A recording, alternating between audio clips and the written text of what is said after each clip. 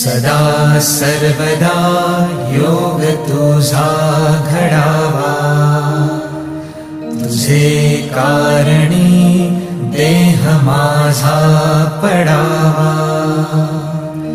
उपेक्षू नको गुणवंता अनंता, रघुनायका मागणे हेची आता। जय जय रघुवीर समर्थ,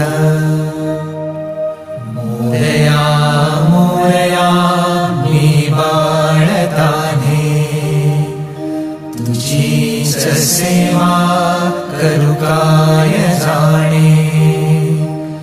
अन्याय माझे कोट्यानुकोटी,